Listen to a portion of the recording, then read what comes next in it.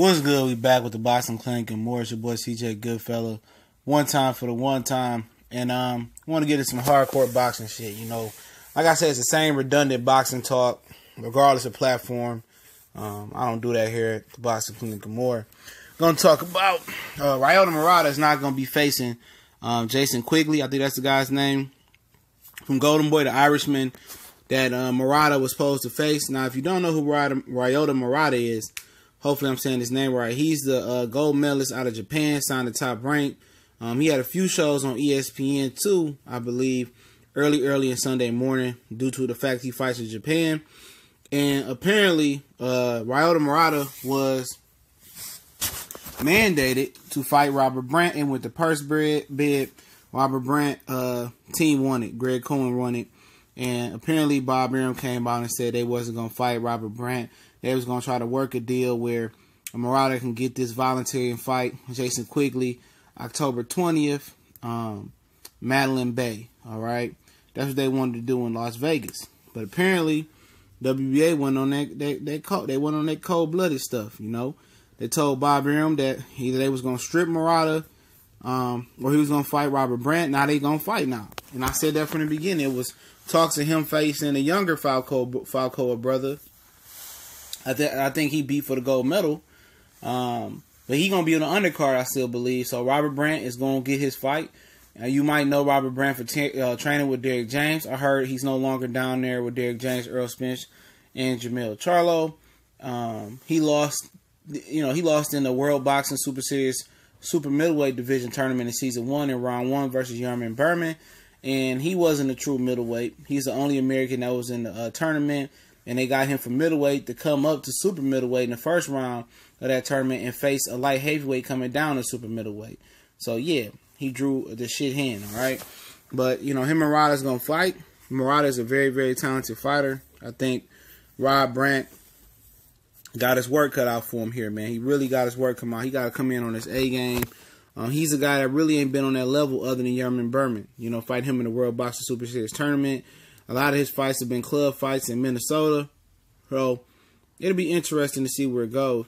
But it just seems that, in my Dream of the Truth voice, Scam Daddy, Bob Arum, don't have the pull that Eddie Hearn has to pull with the WBA. And that's only due to the fact that Anthony Joshua is, his percentage, his split that he given to a sanction belt body is way more crazy than Ryota Murata. Now, you know, for them to want to build Ryota Murata as a star, all right, they put him on ESPN Plus at October 20th. This will be his first appearance on there versus Rob Brant from the Mandalay Bay with Falcoa on the undercard on the ESPN Plus app, which is it's a $5 a month subscription. It's an excellent app. I really don't get it for the boxing, at least the boxing the ESPN shows. I really get it for the classical fights and some of the extras they're going to have on there, college football, the 30 for 30, stuff of that nature.